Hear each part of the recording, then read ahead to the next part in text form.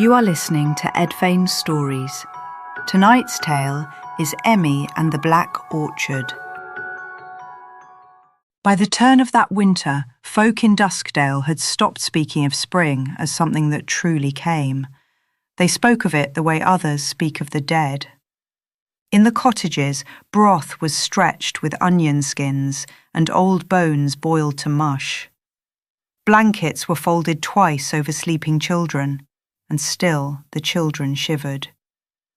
There were lambs lost in the byres, 2 old men were buried before Candlemas, and more than one house where the flower crock revealed its belly.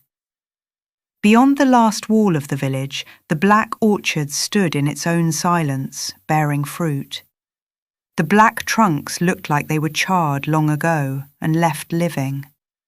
The limbs were dark against the whitening fields, and in them hung apples too red, too full, too sound for the season. They showed among the branches, bright as sealed hearts. Children were taught not to look at them for too long. Women crossed themselves, and men muttered the old rule: no fruit from the orchard after sunset. In spring, by daylight, what fell might be gathered, and what was given might be eaten. At all other times it must be left alone. Most in Duskdale held to the rule because their mothers had done the same, and their mothers before them. Few knew the reason. Some said the orchard had belonged to a witch. Some said it was demon-cursed ground gone bad. Some said only that there was never luck in fruit that fattened under snow. In the low cottage nearest the churchyard wall, Emmie sat by the hearth with her brother's carved toy horse in her hands. She turned it by one small leg and listened to Pip breathe. He had been ill since the first frost. The old women called it the blight. It took the colour from the child's face and the strength from his little bones. Pip had not slept well for 3 nights. His hair was damp at the brow, his lips were dry. When he woke, he asked for water. He was 8, though hunger and sickness had drawn him smaller. Their mother sat with her sewing fallen still in her lap. Their father stared into the ash at the back of the grate, searching for more warmth. There was still love in the room, but winter had bent it low. Emmie laid the toy beside Pip and touched his hand beneath the blanket. He had once hidden that little horse in her apron pocket and sworn the saints themselves had put it there. He had laughed when she pretended to believe him. Now his fingers scarcely curled around hers. When she went out for more coal dust from the shed, she found Grimwick standing just within the churchyard gate. They said he knew the names under every stone and spoke to the ground when no one was near. Children ran from him if he looked toward them. He was a narrow man, long in the face, with a white beard and deep-set eyes. His gaze passed from Emmie to the orchard beyond her shoulder. "The trees are heavy," he said. Emmie lowered her eyes. "Indeed, yes." "So keep your brother from asking after them." Grimwick's face was solemn, and something in it troubled her. "Some gifts are not given every time they appear," he said. Then he went on among the graves, and Emmie stood in the bitter yard with the coal scuttle in one hand and the cold settling through her shoes. Beyond the wall, the red fruit swelled in the black branches, silent yet speaking. That night the cold came down early. By the time the light had gone from the west, the cottage had grown close, and the bitter smell of the steeped herbs had done Pip no good. Their mother had taken to weeping in silence because their father had been out and returned with nothing. Pip lay beneath the patched blankets with his eyes half open and unfixed, watching something no other could see. He stirred and whispered Emmie's name. "I dreamed of apples," he said. She closed her eyes. It might have been no more than village talk, lodged in a sick child's head. It might have been hunger putting colour where none was left in his day. Yet when she looked at him, she saw how the skin had drawn fine over his small face. No one said there was a rule. No one said Grimwic's words in the churchyard. Yet they were in the room as surely as the frost on their breath. When night fell, Emmie rose from her stool and put on her cloak. She stood a moment by Pip's bed and looked down at him. He had once run before her through summer grass with his carved horse lifted high in one hand, shouting that it was a king's mount and swift enough to outrun the moon. Now he scarcely seemed made of the same world. "Forgive me," she whispered, though whether she spoke to him or to something else, she did not know. Outside, the yard was white and hard beneath her soles. The church tower stood blacker than the night sky. Beyond the graves, the orchard waited. No wind moved in it, no bough creaked. The black trunks rose from the frozen ground like rooted pillars, and among them the apples hung red and full and terribly alive. Their colour troubled the eye, each seeming to keep a drop of summer sealed inside it. Emmie hesitated at the first tree as Grimwic's warning echoed in her thoughts, and every old tale she had half heard at hearths and doorsteps seemed suddenly less foolish than before. Yet behind her, beyond wall and field and frost, Pip lay under blankets, with winter already laying claim to him. She reached up. The apple came away too easily, no resistance. Emmie swore she heard a sigh. It seemed to have been waiting for her hand all along. Then something in the orchard changed. Emmie had the feeling that she was no longer alone in her trespass.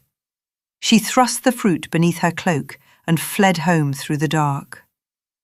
By morning, Pip had colour in his face.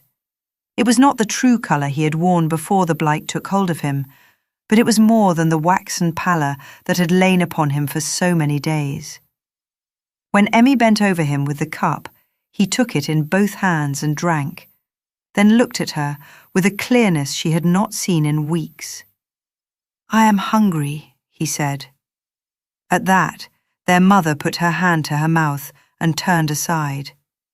The room, which had been full of waiting and dread, shifted all at once into a frail and startled hope. A crust was softened for him, which he ate slowly. Emmie sat very still.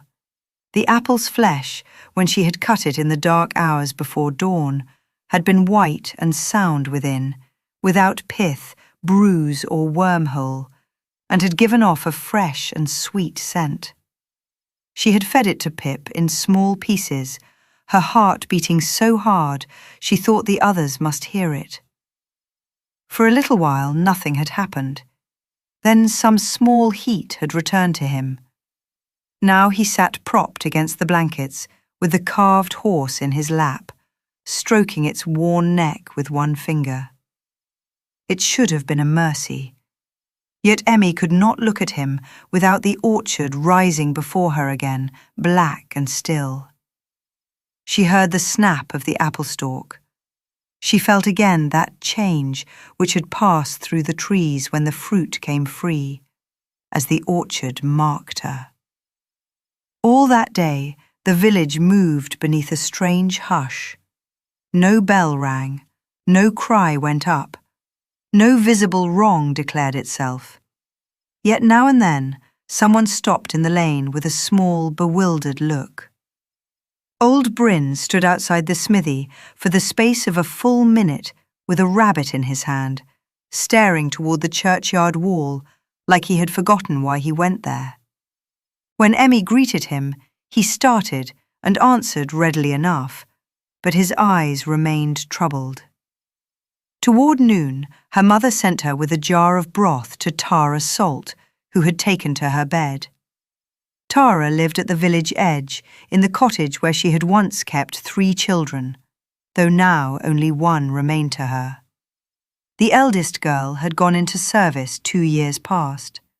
The middle child, little Nella, had died in the first winter fever and was buried in the churchyard under a stone her father had cut himself before the drink finished him.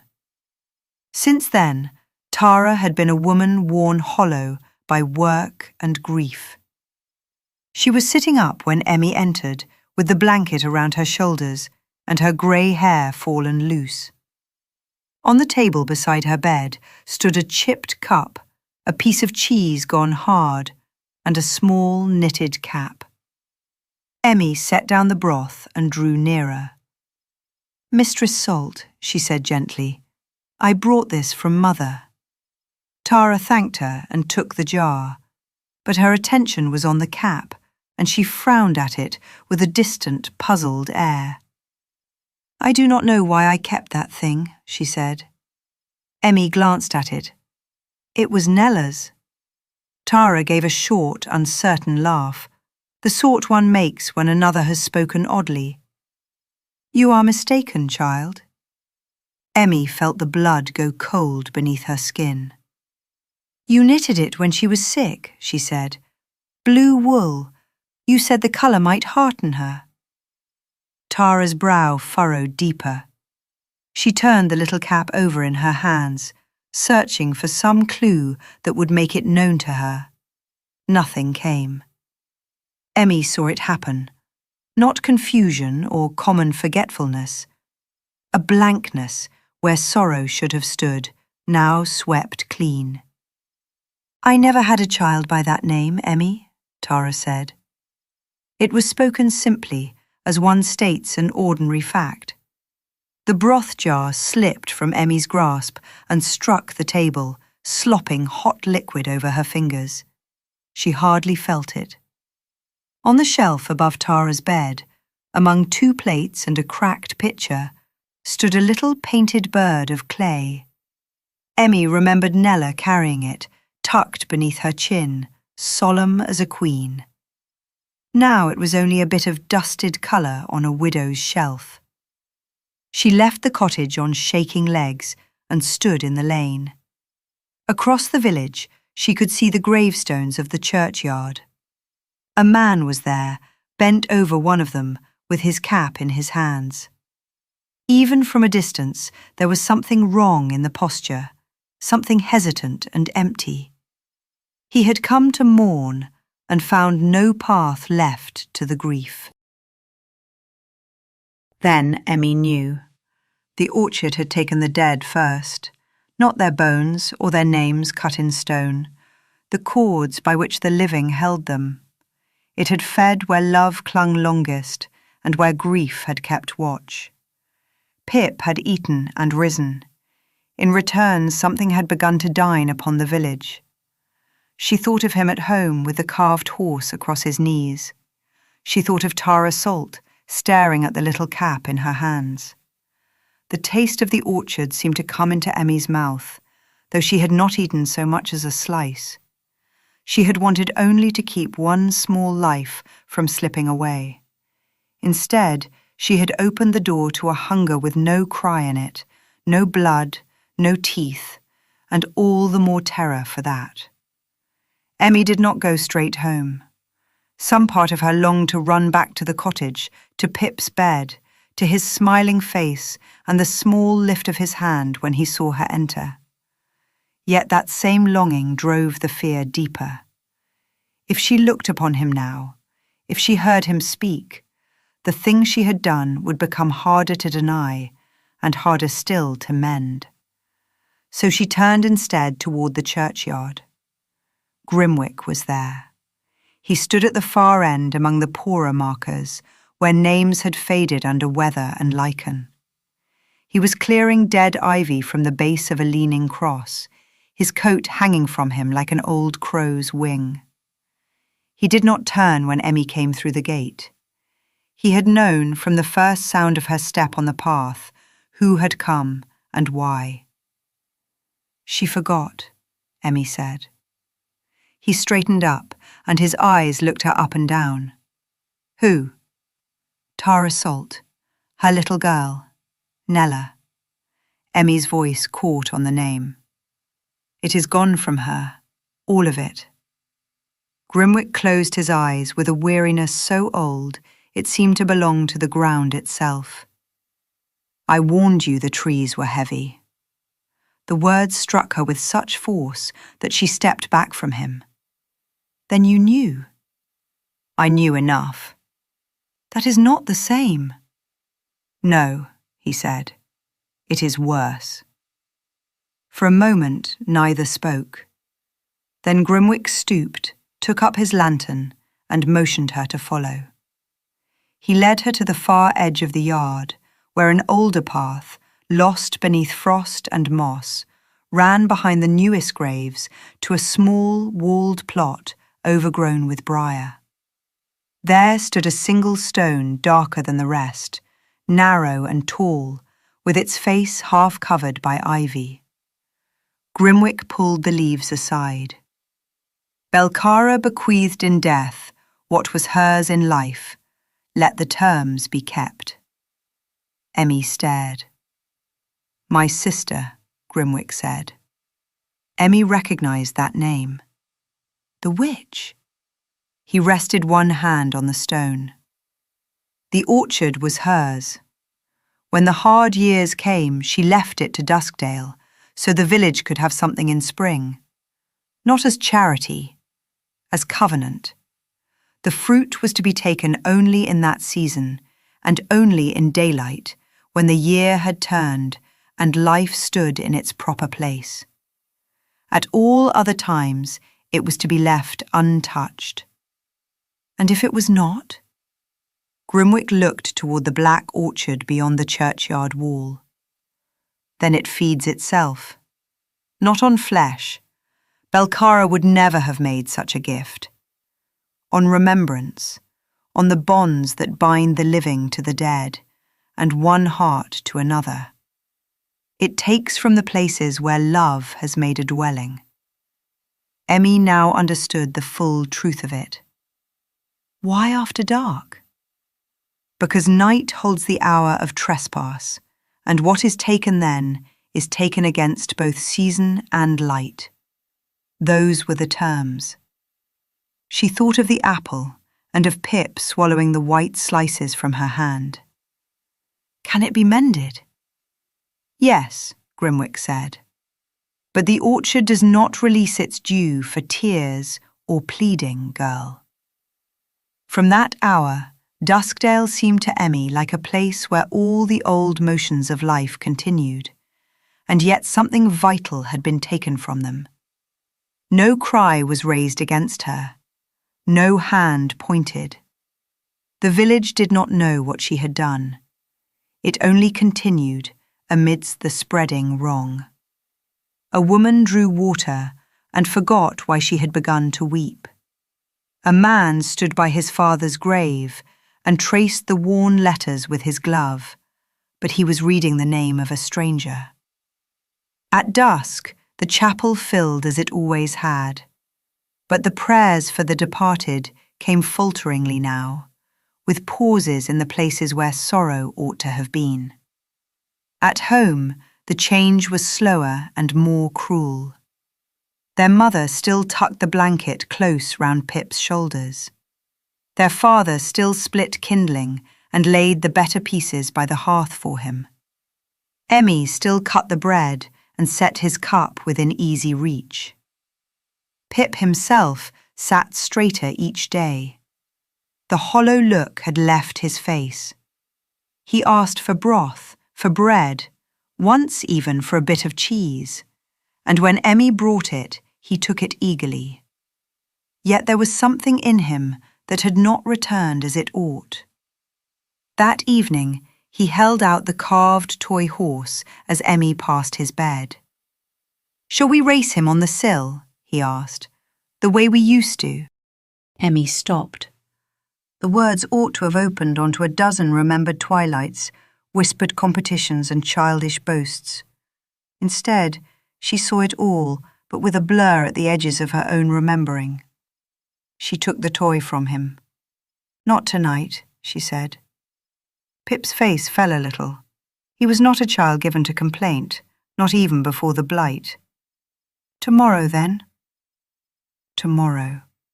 The words settled over her like snow. She went out before full dark and found Grimwick where the churchyard path bent toward Belcara's stone. He was waiting, though she had sent him no message. "It is spreading," she said. He nodded. "It will not stop of itself." "And if it goes on?" He looked past her toward the cottages, where yellow lamplight glimmered in a few of the windows. "Then the dead will be lost first. After them, the living will keep faith with one another only by habit. Husband to wife, mother to child, sister to brother. The forms will remain. The heart within them will wear away." Emmie closed her eyes. When she opened them again, Grimwick was staring at her with that grave, pitiless burden in his face. "There is one way," he said. She did not speak. She could not. "The orchard fed where you opened the way. What it took through you may be answered through you." He glanced toward Belcara's stone. "If one memory is made the price of all the rest, the taking may be bound up and turned back. The village may be restored. The dead may be returned to those who keep them. The boy may remain among the living and in his right place." A wind passed across the graves, stirring the dead grass with a dry, whispering sound. "What memory?" Emmie asked, though even as she said it, some part of her had already begun to know. Grimwick did not spare her. "The truest one," he said, "the deepest one. The orchard must be paid through the means it values most. If Pip is to remain, and the village is to be made whole again, then every memory you hold of him must be given over. Every hour, every word, every touch of his hand in yours. He will live, others will know him, but you will not." For a moment, the world seemed to stand utterly still. Emmie looked beyond the graves toward the black orchard, where the red fruit hung in the darkening branches, and she understood that the thing she had done for love had brought her at last to the one price love could scarcely bear to pay. Emmie did not weep when Grimwick told her. She stood in the churchyard with the carved horse clenched in her hand, and looked beyond the wall to the orchard. The black branches held their red fruit against the night, while the village lay hushed behind her. Here and there, a lamp still burned in a cottage window. In one of those cottages, Pip slept beneath the brown blanket, yet not safely, not yet. If she turned away now, if she held on to what was hers of him, then Duskdale would go on emptying itself. The dead would fall from the living first. After them would go kinship, till mother knew child by duty, husband knew wife by custom, and all that made a village more than clustered bodies in winter would be reduced to habit and ash. "Must it be all?" she asked. Grimwick did not lie to her. "All. And he will live. He will live." She bowed her head, knowing the last argument had come to its end. When she opened her hand, the toy horse lay across her palm, worn smooth at the neck, and one flank rubbed pale by years of Pip's fingers and her own. She remembered him first receiving it from their father's knife. She remembered him making a king of it, then a pilgrim, then a thief fleeing the moon. She remembered his hand seeking hers in the dark, when the wind rose hard around the cottage and the shutter would not stay latched. She remembered his laughter when she told him saints had no business chasing horses. The memories came as little homely lights, so small and dear they wounded more than grandeur would have done. Grimwick led her through the churchyard gate and along the wall to the orchard path. The trees stood close, black trunk beside black trunk, and the apples among them seemed to watch. At the orchard's centre, where the ground dipped slightly and the oldest branches crossed above like rafters, Grimwick stopped. "Speak his name," he said. "Pip." Again he told her, and again she spoke it. The third time it came harder, the orchard itself already leaning upon it. Then Grimwick said the old terms as he knew them, with the plain sternness of one reciting law. The gift had been given under season and sun. What had been taken must be answered in remembrance. The breach had been opened by love, and could be closed only by love willingly impoverished. When he had done, there was no blaze of power, no cry from the trees, nor any monstrous sign. Emmie laid the carved horse at the root of the darkest tree, and put both hands against the bark. It was not rough as she had expected. It felt smooth in places, almost polished.